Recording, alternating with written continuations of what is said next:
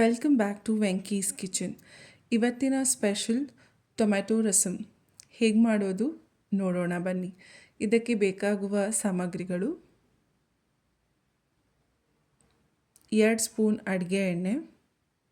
ನಾನಿಲ್ಲಿ 7ರಿಂದ 8 ಜನಕ್ಕಾಗುವಷ್ಟು ರಸಮ್ ಮಾಡ್ತಾಯಿದ್ದೀನಿ. ಹಾಗಾಗಿ ಅರ್ಧ kg ಟೊಮ್ಯಾಟೊ ಹಣ್ಣು ತೊಗೊಂಡಿದ್ದೀನಿ.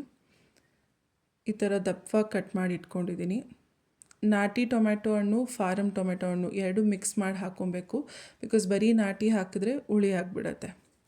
10 ಹೆಸಳು ಕರಿಬೇವು ಸೊಪ್ಪು, ಕೊತ್ತಂಬರಿ ಅರ್ಧ ಇಡಿ, 2 ಬೆಳ್ಳುಳ್ಳಿನ ನಾನು ಜಜ್ಜಿ ಇಟ್ಕೊಂಡಿದ್ದೀನಿ, 1 ಟೇಬಲ್ ಸ್ಪೂನ್ ಉಪ್ಪು. ಸೊ ಇಷ್ಟು ಮೇನ್ ಇಂಗ್ರೀಡಿಯೆಂಟ್ಸು. ಪೌಡರ್ ಮಾಡೋದಕ್ಕೆ 2 ಸ್ಪೂನ್ ಜೀರಿಗೆ, 1 ಸ್ಪೂನ್ ಕಾಳುಮೆಣಸು, 3/4 ಸ್ಪೂನ್ ಆಗುವಷ್ಟು ಮೆಂತ್ಯ. ಇದೇ ಜಾಸ್ತಿ ಆ ಫ್ಲೇವರ್ ಕೊಡೋದು ರಸಮ್ಗೆ. ಅರ್ಧ ಟೇಬಲ್ ಸ್ಪೂನ್ ಆಗುವಷ್ಟು ಸಾಸಿವೆ.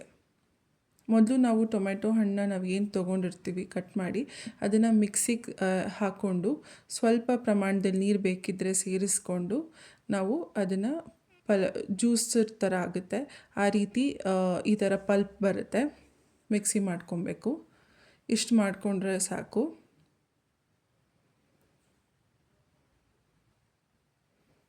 ನಾನು ಅರ್ಧ kg ಟೊಮ್ಯಾಟೊ ಹಣ್ಣು ತೊಗೊಂಡಿರೋದಕ್ಕೆ 1 ಬೌಲ್ ಫುಲ್ ನಮಗೆ ಟೊಮ್ಯಾಟೊ ಪಲ್ಪ್ ಸಿಕ್ಕಿದೆ. ಕಲರ್ ಎಷ್ಟು ಚೆನ್ನಾಗಿ ಕಾಣ್ತಿದೆ ಅಲ್ವಾ? ಟೇಸ್ಟು ಅಷ್ಟೇ ಚೆನ್ನಾಗಿರುತ್ತೆ.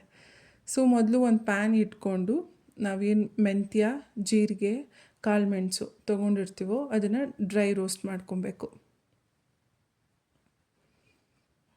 ಅದು ಚೆನ್ನಾಗಿ ಸ್ವಲ್ಪ ಬ್ರೌನ್ ಕಲರ್ ಚೇಂಜ್ ಆಗ್ತಾ ಬರುತ್ತೆ ಮೆಂತ್ಯ, ಅಲ್ಲಿವರೆಗೂ ಫ್ರೈ ಮಾಡ್ಕೊಬೇಕು.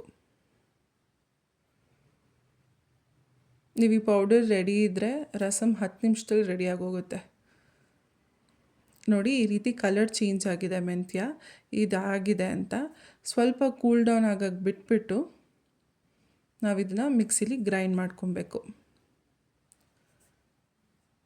ಮಿಕ್ಸಿಲಿ ಫುಲ್ ಪೌಡರ್ ರೀತಿ ಮಾಡಿಕೊಂಡ್ರೆ ಸಾಕು. ನಿಮಗೆ ತರ್ತರಿಯಾಗಿರಬೇಕು ಅಂದ್ರೂ ನಿಮ್ಗೆ ಹೆಂಗೆ ಬೇಕೋ ಆ ರೀತಿ ಗ್ರೈಂಡ್ ಮಾಡ್ಕೊಳ್ಳಿ. ನೋಡಿ, ನಾನು ಈ ಥರ ಫೈನಾಗಿ ಗ್ರೈಂಡ್ ಮಾಡಿಟ್ಕೊಂಡಿದ್ದೀನಿ. ಈಗ ಒಂದು ಕಡಾಯಿ ಇಟ್ಬಿಟ್ಟು ಅದಕ್ಕೆ ಅಡುಗೆ ಎಣ್ಣೆ 2 ಸ್ಪೂನ್ ಸೇರಿಸ್ತಾ ಇದ್ದೀನಿ. ಎಣ್ಣೆ ಕಾದ್ಮೇಲೆ ನಾನು ಸಾಸಿವೆ ಸೇರಿಸ್ಕೊತಾ ಇದ್ದೀನಿ. ಸಾಸಿವೆ ಚಿಟಪಟ ಅಂದಮೇಲೆ ಬೆಳ್ಳುಳ್ಳಿ ಸೇರಿಸ್ಕೊತಾ ಇದ್ದೀನಿ. ಬೆಳ್ಳುಳ್ಳಿ ಸ್ವಲ್ಪ ಎಣ್ಣೆಲಿ ಚೆನ್ನಾಗಿ ಫ್ರೈ ಆಗಬೇಕು. ಬಿಕಾಸ್ ಅವಾಗೆ ಆ ಟೇಸ್ಟ್ ಎಲ್ಲ ಎನ್ಹ್ಯಾನ್ಸ್ ಆಗೋದು. ಸೊ ಬೆಳ್ಳುಳ್ಳಿ ಸ್ವಲ್ಪ ಫ್ರೈ ಆದಮೇಲೆ ನಾವು ಕರಿಬೇವು ಸೊಪ್ಪನ್ನ ಸೇರಿಸ್ಕೊತಾ ಇದ್ದೀವಿ. ಇದೆಲ್ಲ ಸಿಂಪಲ್ ಇಂಗ್ರೀಡಿಯೆಂಟ್ಸ್ ಯೂಸ್ ಮಾಡಿ ಸಖತ್ ಟೇಸ್ಟ್ಫುಲ್ ಆಗಿರೋ ರಸಮ್ ರೆಡಿ ಆಗುತ್ತೆ. ಸೊ ಅದು ರೆಡಿ ಆದಮೇಲೆ ನಾವು ಮಿಕ್ಸಿಲಿ ಏನು ಪೌಡರ್ ಮಾಡ್ಕೊಂಡಿರ್ತೀವಿ, ಜೀರಿಗೆ, ಕಾಳುಮೆಣಸು, ಮೆಂತ್ಯ, ಅದನ್ನು ಸೇರಿಸ್ಕೊಂಡು ಸ್ವಲ್ಪ ಒಂದು ನಿಮಿಷ ಫ್ರೈ ಮಾಡಿದ್ರೆ ಸಾಕು. ತುಂಬ ಫ್ರೈ ಮಾಡಬಾರ್ದು, ಬಿಕಾಸ್ ಕಹಿ ಬಂದ್ಬಿಡತ್ತೆ. ಸೊ ಫ್ರೈ ಆದ ತಕ್ಷಣ ನಾವು ಮಿಕ್ಸಿಲಿ ಗ್ರೈಂಡ್ ಮಾಡ್ಕೊಂಡಿರೋದು ಟೊಮ್ಯಾಟೊ ಪಲ್ಪ್ನ ಸೇರಿಸ್ಕೊತಾ ಇದ್ದೀನಿ. ಸೊ ಮಿಕ್ಸಿಗೆ ಸ್ವಲ್ಪ ನೀರು ಹಾಕಿಬಿಟ್ಟು ಫೈನಲಾಗಿ ಇನ್ನೊಂದು ಸ್ವಲ್ಪ ನೀರು ಸೇರಿಸಿ ನೀವು ಕನ್ಸಿಸ್ಟೆನ್ಸಿ ನೋಡ್ಕೊಬೋದು. ನಿಮ್ಗೆ ಇನ್ನೂ ನೀರು ಬೇಕು ಅಂದರೆ ಇನ್ನೂ ಸ್ವಲ್ಪ ನೀರು ಹಾಕ್ಕೊಬೋದು. ನೋಡ್ಕೊಂಡು ಅಡ್ಜಸ್ಟ್ ಮಾಡ್ಕೊಳ್ಳಿ. ನೋಡಿ, ಈ ಕನ್ಸಿಸ್ಟೆನ್ಸಿ ಇರಬೇಕು ರಸಮ್ಮು. ಅದು ಚೆನ್ನಾಗಿ ಕುದಿಬೇಕು. ಒಂದು 10 ನಿಮಿಷ ಬೇಕಾಗುತ್ತೆ ಅದು ಕುದಿಯೋಕ್ಕೆ. ಯಾಕೆಂದರೆ ನಾವು ಟೊಮ್ಯಾಟೊ ಹಸಿದೇ ರುಬ್ಕೊಂಡು ಹಾಕ್ಕೊಂಡಿರೋದ್ರಿಂದ ಈ ಹಂತದಲ್ಲೇ ಬೇಯಬೇಕದು. ಸೊ ಒಂದು 10 ನಿಮಿಷ ಬೇಕೇ ಬೇಕು. ಈಗ ನಾನು ಕೊತ್ತಂಬರಿ ಸೊಪ್ಪು ಸೇರಿಸ್ಕೊತಾ ಇದ್ದೀನಿ. ಮತ್ತು ಉಪ್ಪನ್ನು ಸೇರಿಸ್ಕೊಂಡೆ. ಉಪ್ಪು ಸೇರಿಸಾದ್ಮೇಲೆ ಈ ರೀತಿ ಒಂದು ಕುದಿ ಬಂದರೆ ಸಾಕು. ಅದು ಉಪ್ಪೆಲ್ಲ ಕರಗಿರತ್ತೆ ನೀಟಾಗಿ.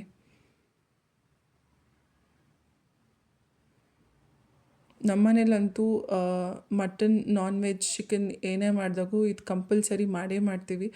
ಎಲ್ಲರೂ ಲೋಟದಲ್ಲಿ ರಸಮ್ ಕುಡಿತಾರಲ್ಲ ಆ ಥರ ನಮ್ಮನೇಲಿ ನಾನ್ ವೆಜ್ ಊಟ ಎಲ್ಲರಿಗೂ ಗೊತ್ತು, ಇದಂತೂ ಸಖತ್ ಫೇಮಸ್ ಅಷ್ಟು. ಸೊ ನಾನಿಲ್ಲಿ ಅನ್ನದ ಜೊತೆ ಸರ್ವ್ ಮಾಡ್ಕೊತಾ ಇದ್ದೀನಿ. ನೀವು ತುಂಬ ನಾನ್ ವೆಜ್ ಮಧ್ಯಾಹ್ನದ ಹೊತ್ತು ತುಂಬ ಹೆವಿ ಊಟ ಮಾಡಿರ್ತೀರ, ರಾತ್ರಿ ಲೈಟಾಗಿ ಏನಾದರೂ ರಸಮ್ ರೈಸ್ ತಿನ್ನಬೇಕು ಅಂದಾಗ ಇದನ್ನು ಮಾಡ್ಕೊಂಡು ತಿನ್ನಿ. ಡೈಜೆಷನು ಚೆನ್ನಾಗಾಗುತ್ತೆ, ಟೇಸ್ಟಿಯಾಗೂ ಇರುತ್ತೆ.